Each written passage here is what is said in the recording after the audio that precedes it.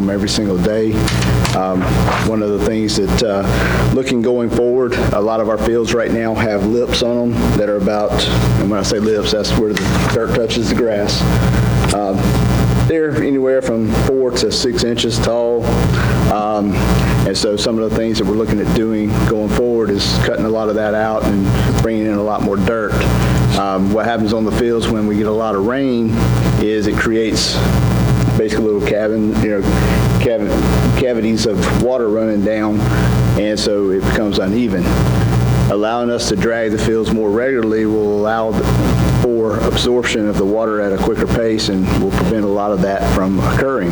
And therefore, we don't have the issues of having to come back and doing massive amounts of maintenance like we're looking at right now. We'll be able to do it on a gradual basis and keep the fields in proper playing form at the time and cut down on future maintenance. Okay.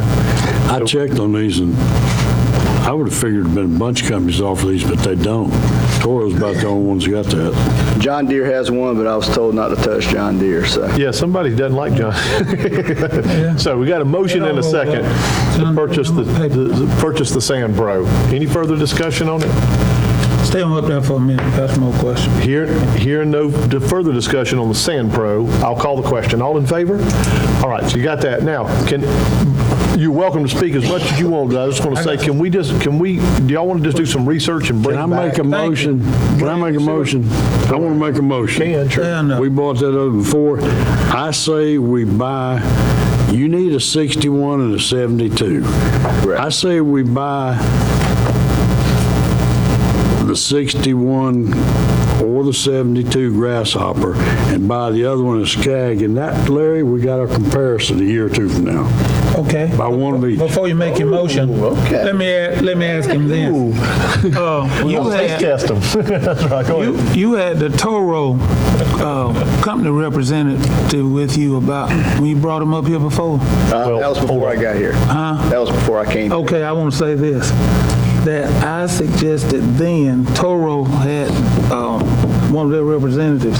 There is a 11-foot Toro that sells for around $50,000. Enclosed cab, the whole 9 yards. It will just about cut the whole park. But he's got to get inside the ball fields. Look at, he can get in there and Well, promote hey, y'all, real quickly, I've got a motion to purchase, I've got a motion to restate yours because it wasn't two Skags. I say we buy one Grasshopper and one Skag. What are the dimensions? 72 Grasshopper. 72 Grasshopper, 61 Skag. Okay, we've got that motion. 72 Grasshopper. 72 Grasshopper, 61 Skag. Got a motion and a second. Do I have any further Hang on discussion? just a minute, Larry. Okay, well, hold on. Larry, hold on a minute. That 72-inch Grasshopper is not the top of the line. The Grasshopper 325D, the 61's top of the line. Don't buy a junkier piece if you get top of the line. Let him buy the 61 Grasshopper and buy a 72 Skag. Now we would compare them. Well, here's why. See, you got the out front mower. We can Google it right now. It'll show you exactly that mower handles more. That's what they These two you look at look exactly like a Skag. No, but what I'm saying, you don't want the mower under the seat on there. We want the 71-inch grass. Wait a minute. These two mowers you see right here look identical to the other one. Buy the 60. Buy one of these. I'm sorry. I just need a motion. All I need is a motion. Discuss this longer than $1 million purchases. Let me get the Grasshopper I want, you get the one you want. Okay, but you get it. I want the 71 Skag. Hold on. So I need a motion is what I'm looking for. Got a motion. What size Skag, Larry? 72-inch Skag. 72-inch Skag. 61-inch Grasshopper. Are we all clear on that? Yep. Everybody's good. We're all clear. That's the I motion. didn't say Skag, I meant Grasshopper. I'm the Grasshopper fan. When do we let them battle out in the field? Let's buy one of each. Run them into each other and see Buy one of each. Wow, man, Don, you can have a whole page on this 72 conversation. on the Grasshopper. Get whatever you want, Skag. All right, get Hold on, 61-inch Skag. 61. I got a 72-inch Grasshopper. That's the last motion I'm taking on this rascal. Got a motion and a second. I got a second.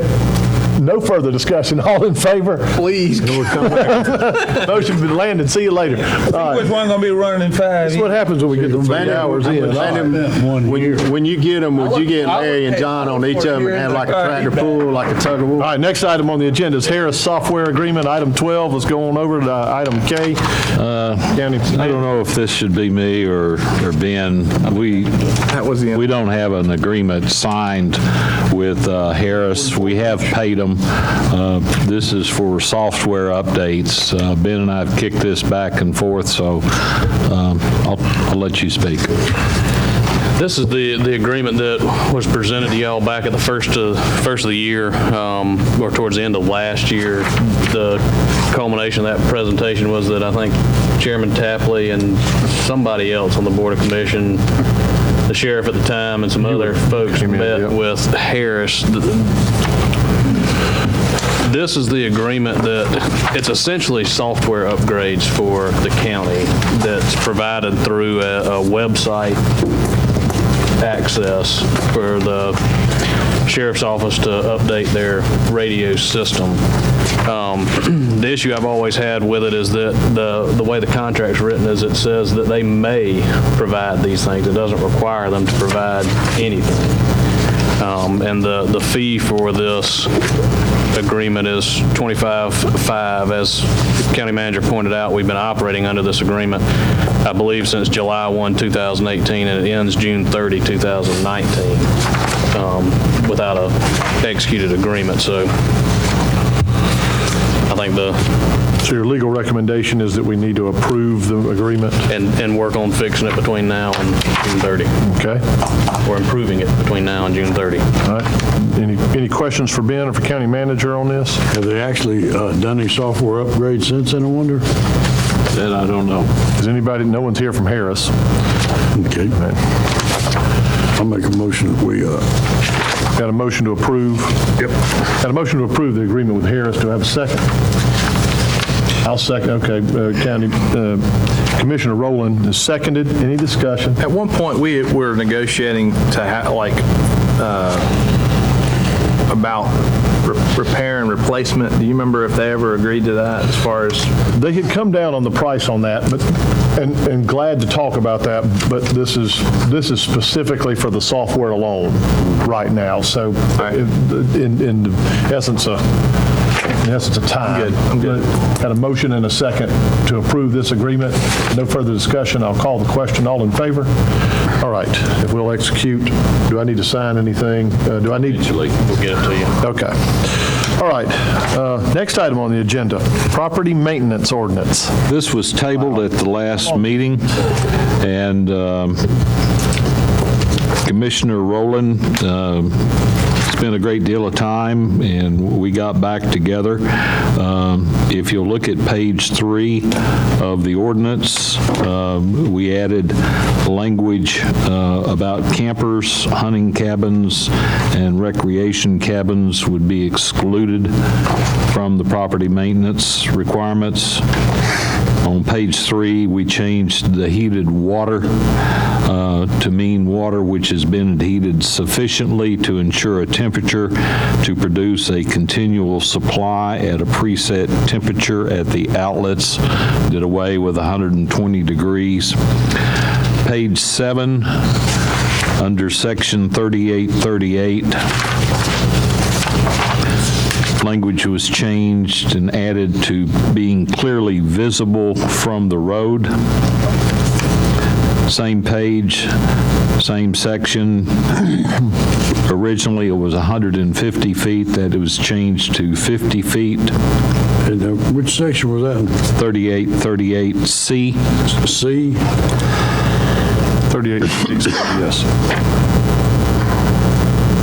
Page 8, 3839. We added, unless electrical services are required to bring the building or dwelling into compliance.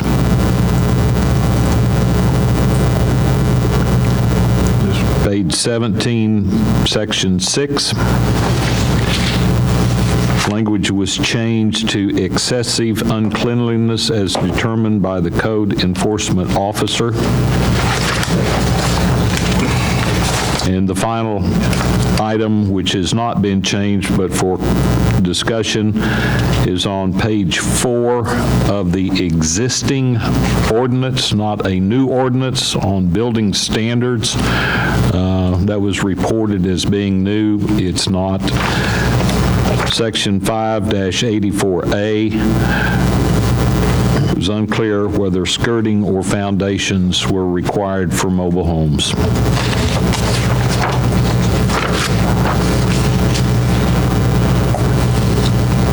You bringing a recommendation? Same as before. Okay. All right, what's the pleasure of the board? Pleasure of the board.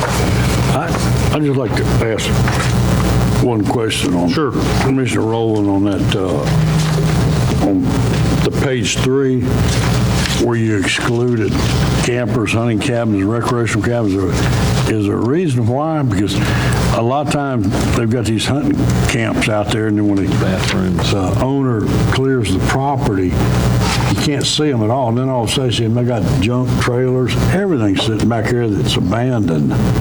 What's being excluded there is the requirements for running water. My understanding is that some of these hunting cabins, they're just used to put a sleeping bag on the floor and spend the night. All the other requirements of having hot water and et cetera would be excluded for those. But they'd still be included where if they're abandoned, we could Yes. junk them. Yeah, this is just not requiring it to have power, Okay. not requiring it to have water. That was under the definition. Okay. Is there anything that, I guess, does the law differentiate between what's visible and not visible from public right-of-ways, or is it only applicable to what's visible? Commissioner Rowland thought 150 feet. That's on cutting of grass. Cutting grass. Right. If it was visible by the code enforcement officer, is my understanding of the conversation. Well, I think we're talking two different things now. It says owners and occupants of property shall not permit weeds or grass within 50 feet of any building structure to grow on such property to a height exceeding 18 inches. So what it was within 150 feet, which out in the country, 150 feet isn't your yard anymore. It's, just pasture. So what I'm saying is I don't want to go out to that full 150. You get within 50 feet, that's where you have because this whole thing is safety, health, and welfare, so you don't have weeds so high that, it may start a fire. Page 7. Commissioner Money, I think your question was more broad than that. Does the entire ordinance differentiate between visible and not visible? And I think the direct answer to your question is no. Okay. I mean, I think my biggest concern is the effect on neighbors and everything, just primarily is visible from public domains. But, so I don't know if there's a way to define that, but I agree that you get further out into the country and 150 feet's not, you can see well beyond that. Let me ask you a question, Jim, where it's Exhibit A, minimum standards for dwellings, buildings, and structures. Am I right? This was always the ordinance? Yes. This is always? That is your current ordinance, and when Ben went through the proposed language, instead of rewriting everything, he just renumbered that standardization policy that you have. Because to be honest with you, most of my conflict is within that. I think the first part, the property maintenance ordinance, Commissioner Rowland, the majority of that is currently in our ordinance. The exception to that, I think, would be Section 38-38, I think that's more of an addition there, and that's the section y'all were just discussing. Some of these minimum standards that is a second packet are included in our ordinance. Some of this is an addition in our ordinance. I renumbered them the way they were all in one. The way they were presented, they were all in one package. They were renumbered because they wouldn't all fit into our ordinance in one package. So the minimum standard was broken out into a second package. Maybe I confused the question more than I helped answer it, but. So what's new? How about that? In my opinion, I think most of the minimum standards are new. Most of the unsafe property part is not new. The property maintenance is not new. The 3838 is new. The minimum standards are new. I read it in here, but I can't quickly find it, but you're talking about that visibility from the road. I can't find that in. I know I read it somewhere about it, but I don't see it in this. It is on page 7. It says in section B, it says similar item visible from the street. In section B? There's sections of the ordinance that reference visible from a public street, but I think Commissioner Mommy's question was the ordinance as a whole, does it talk about dilapidated structures, unsafe structures, that type of thing being visible from a public street? And the answer to that question is no. I'm still not finding it. Read that out to me. Are you on page 7 where it says 7B says it shall be unlawful? Right. Okay. Line 4. Okay, the 4th line. Visible from the street. Now, yeah, okay, that's where I was. But at one time, wasn't there a footage on that? No, the footage was how close How the grass. was about the grass, yeah. Because, man, you got some places you see junk quarter mile away. That might need to be left up to discretion of the code enforcement officer or something. And actually, there was somewhere in here, we put at the discretion of the code enforcement officer. Jim, I think you just mentioned this. Yeah, what is clean? Where was that at, Wes? Page 17. 17? Yeah, right. Page 17, excessive uncleanliness as determined by the code enforcement officer.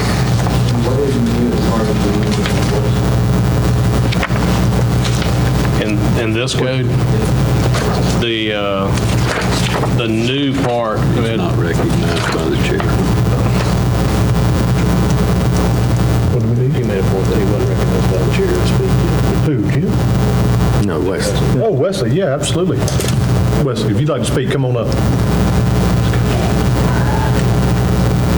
Sorry about that if I intruded, No. but I just kind of like to state my position as far as not really supporting letting junk accumulate and grass grow up and whatnot, but really just here supporting private property, right? State your name and address for the record. Wesley Ham, Yeah. I'm from Smar. Okay. I kind of think this particular property maintenance ordinance, the scope of it's too broad.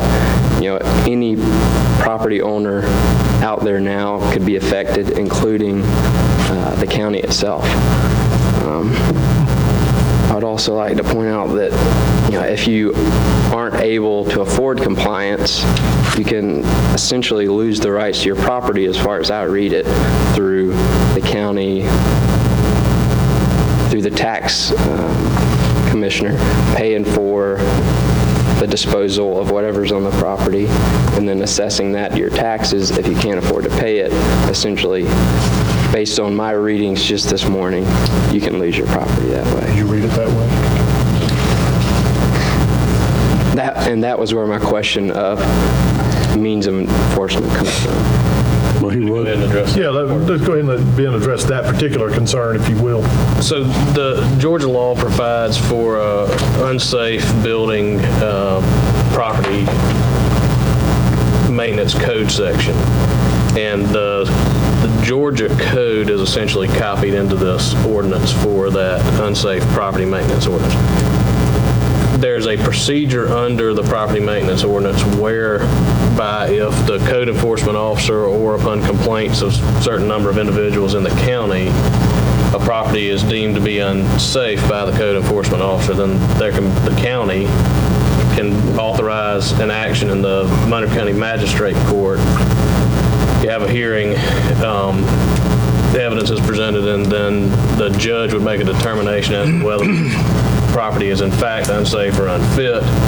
And in the event that is, then the judge would order cleanup of the property within a specified window of time. And then if it is not cleaned up, then the tax commissioner can, if the county goes out and cleans up the property, the tax commissioner can assess that cost of cleanup to the property owner.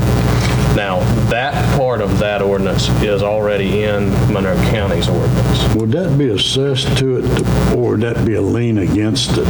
It'd be a lien against it. Because, I mean, they wouldn't have to pay it, but if they ever sold that property, whoever buys would have to pay the lien. And So they can't force a tax sale based on the lien? Yes. They can? The tax commissioner can collect it through any means that she can collect the tax. Even if it's just a lien? Yes, sir.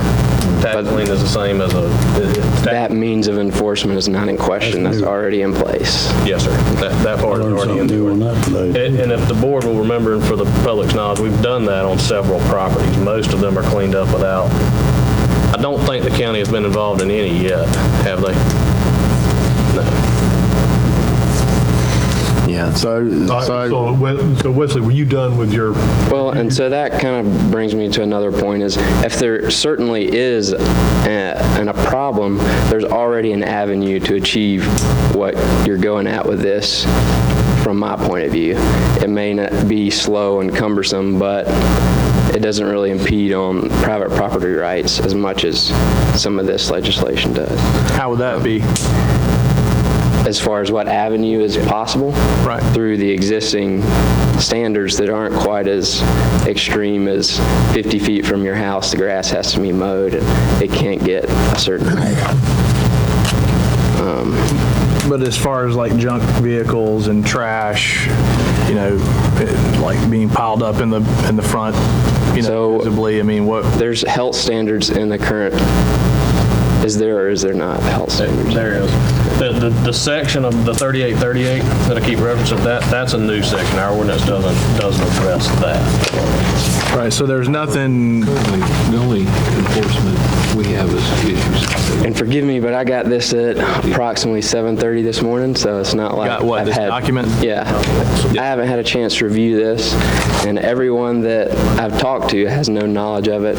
So at the minimum, I just request that you give the public an opportunity to weigh in and review this before. I actually was already feeling like we may need to table this and let's acquire a little more feedback about it. I'd like to read every word of it again as amended. I just emailed the two of y'all to get the copy of this electronically. But I tend to agree with you that we all need to absorb it and make sure we're fully aware of it and that we understand how we're going to pursue, you know, and when we're going to pursue. And I will, if it's okay, Chairman, may I speak a little further? Sure, yeah, go ahead. I will tell you, I feel like an ordinance of this nature needs to get passed, one way or the other. Mr. Jeff back there, there are parts of this county, and I appreciate your concerns, but the intention behind this is there are some really low-hanging fruit opportunities of things that absolutely need to be cleaned up in this county.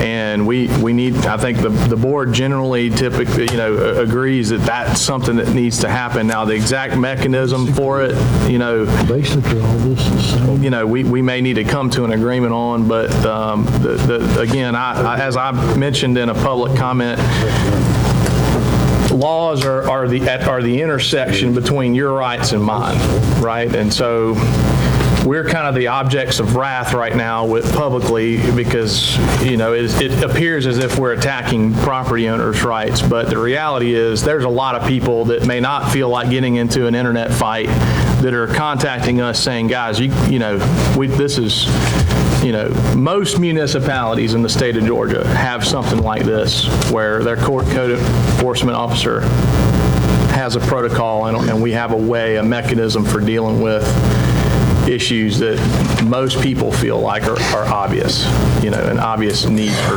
reform. Those are probably very urban areas, though, correct? No, not necessarily. Monroe and I understand where you're coming from, absolutely. Yeah.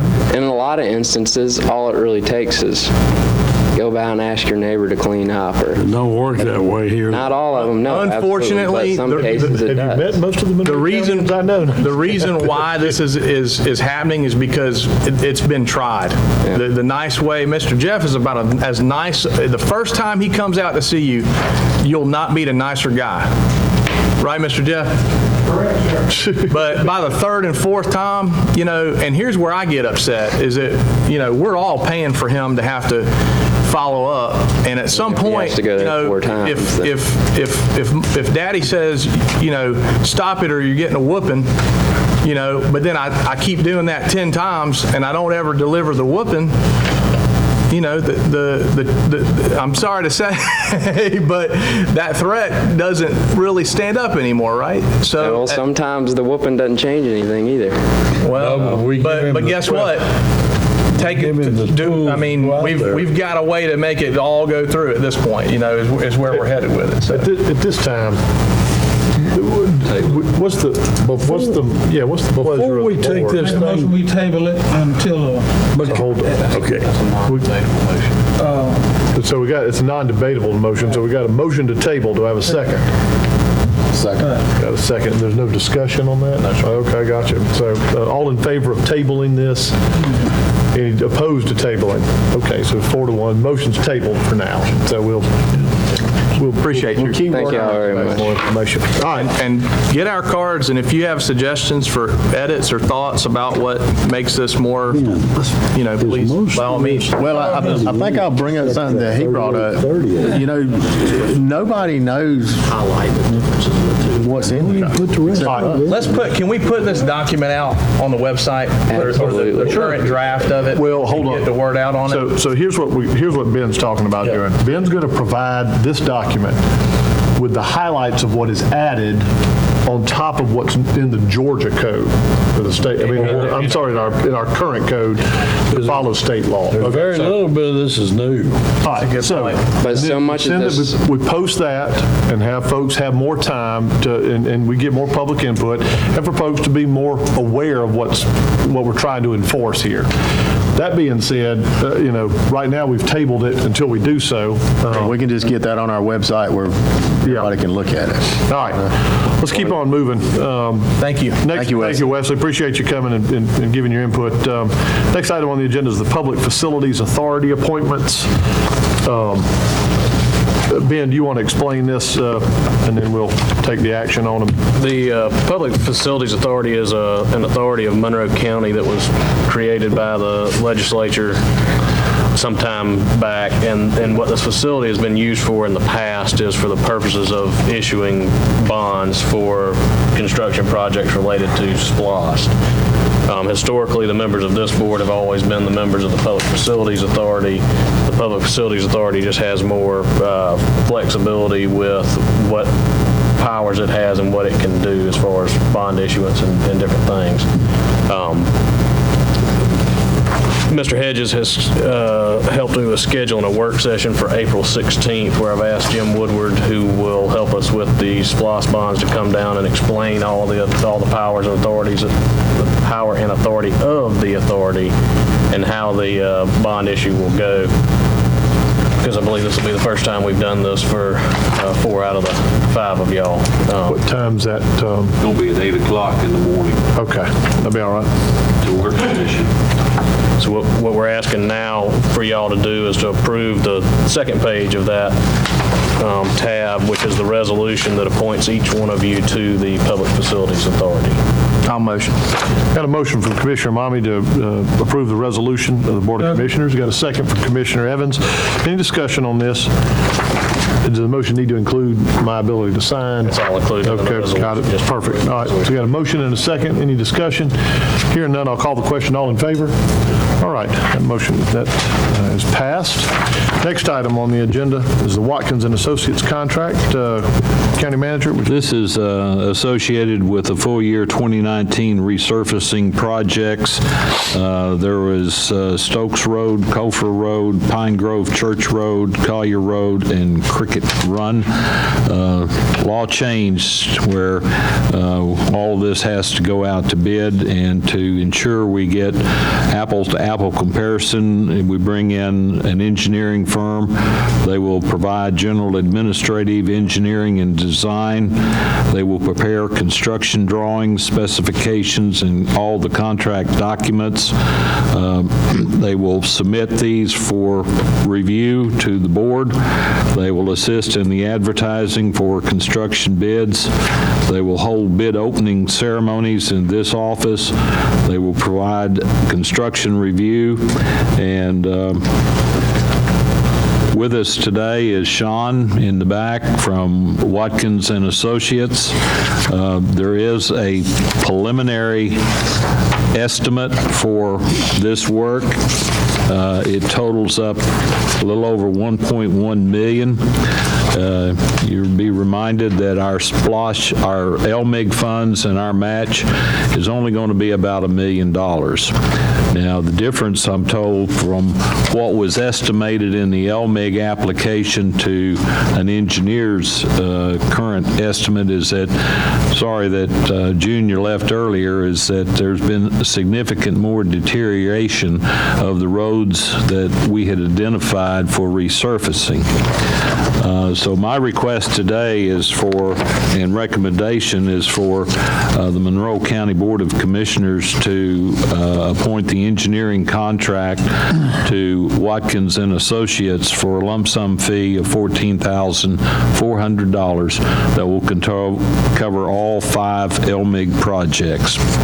Mr. Chairman? Okay.